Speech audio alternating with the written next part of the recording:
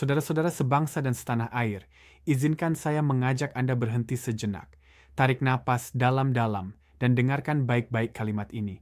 Bayangkan suatu pagi, seorang pensiunan, rambutnya telah memutih, tangannya bergetar pelan saat membuka buku tabungan. Ia berharap bukan kemewahan, hanya cukup untuk membeli obat, beras, dan susu cucunya. Namun angka di layar itu tetap sama, tidak bertambah, bahkan tergerus inflasi. Di sisi lain, di layar televisi, kita melihat berita korupsi triliunan rupiah, aset disita, pelaku ditahan, namun uangnya kemana? Pertanyaan inilah yang hari ini mengguncang jantung negara, karena hari ini dari dalam istana muncul satu pernyataan keras. Hukum harus menjadi panglima, tidak boleh ada yang kebal, tidak boleh ada yang bermain-main, dan lebih dari itu, ada keputusan besar tentang gaji ASN, TNI, dan Polri, dana pensiun yang dirampas korupsi keadilan bagi petani, nelayan, dan rakyat kecil, hingga masa depan pendidikan dan energi bangsa. Ini bukan pidato biasa, ini adalah peta jalan kekuasaan. Roadmap menuju Indonesia yang tertib, adil, dan berdaulat. Mari kita bedah satu persatu, dengan jernih, dengan hati, dan dengan akal sehat. Bagian satu hukum harus menjadi panglima negara, plus 800 kata. Saudara-saudara, segala langkah yang kita ambil hari ini, setiap kebijakan yang kita putuskan di istana ini, dan setiap arah yang kita tuju sebagai bangsa harus bermuara pada satu landasan utama, konstitusi. Saya berdiri di sini bukan sekadar sebagai pemegang mandat politik, tetapi sebagai hamba hukum. Jika para hakim agung, jika otoritas hukum tertinggi negeri ini telah memberikan fatwa dan membenarkan langkah-langkah negara, maka tidak boleh ada lagi keraguan. Sebagai presiden, saya telah bersumpah di hadapan Tuhan Yang Maha Esa dan di hadapan seluruh rakyat Indonesia untuk menjalankan undang-undang dasar dengan seluruh-seluruhnya. Sumpah itu bukan formalitas, bukan sekadar rangkaian kata. Itu adalah beban moral yang sangat berat. Tidak ada satupun pasal yang boleh kita abaikan. Tidak ada satupun peraturan yang boleh kita langgar demi kepentingan pribadi atau golongan. Hukum tidak boleh tajam ke bawah dan tumpul ke atas. Mulai hari ini saya tegaskan, tidak ada orang kuat di atas hukum. Dengan yudikatif yang kuat, dengan kepolisian yang profesional, dengan dukungan TNI dan kejaksaan, kita akan menertibkan negara ini. Indonesia hanya bisa berhasil jika sistem hukumnya bersih dan berwibawa. Bukan negara yang takut pada mafia, tetapi mafia yang takut pada negara.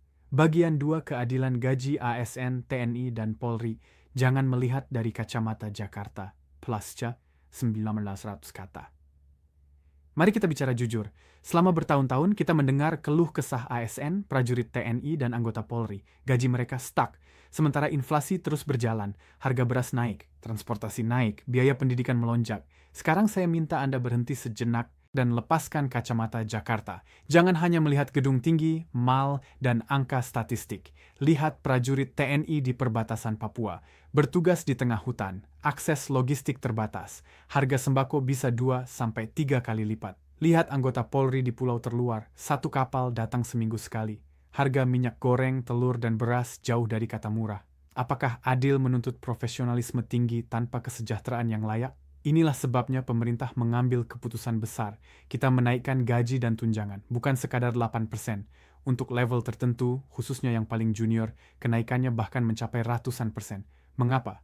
Bukan untuk memanjakan, tetapi untuk menenangkan hati. Negara yang gagal mengisi perut pengabdinya akan selalu membuka pintu korupsi. Kita tutup pintu itu dengan keadilan gaji. Dan bagi mereka yang masih berani berkhianat, setelah semua ini, pedang hukum akan bicara.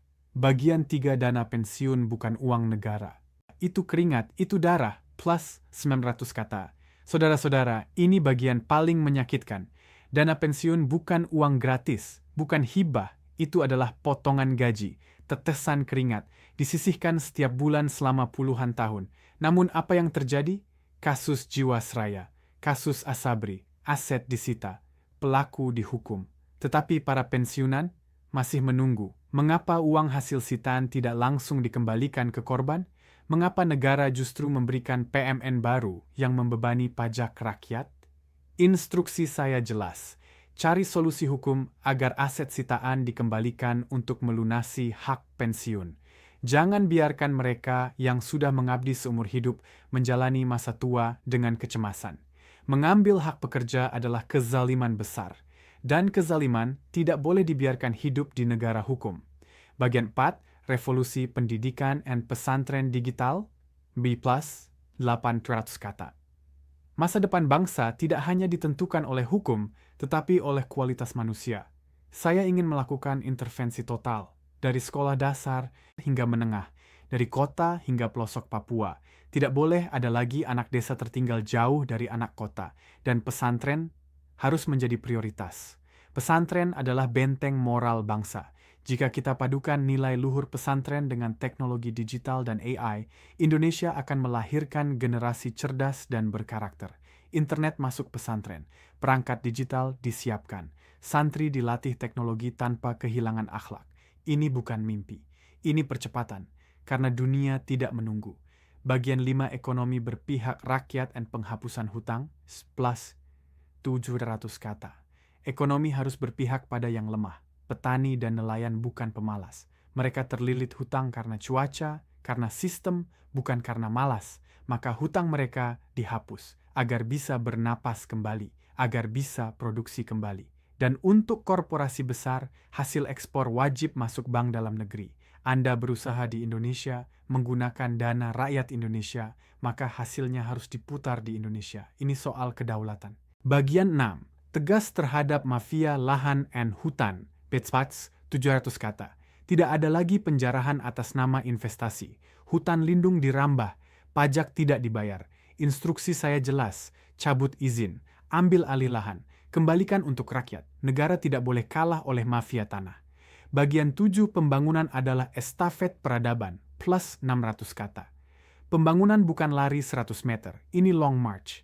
37 proyek listrik diresmikan. Sebagian dimulai 5-10 tahun lalu. Saya menghormati pendahulu. Dari Bung Karno hingga presiden sebelumnya, Indonesia dibangun oleh banyak tangan. Tugas kita menyambung estafet. Penutup, emotional strong ending. Plus 500 kata. Saudara-saudara, saya sangat optimis. Dengan hukum yang kuat, dengan keberanian membela rakyat kecil, dengan persatuan, Indonesia akan berhasil. Bukan negara yang besar di angka, tetapi besar di keadilan. Mari kita tertibkan negara ini. Mari kita jemput masa depan. Wassalamualaikum warahmatullahi wabarakatuh.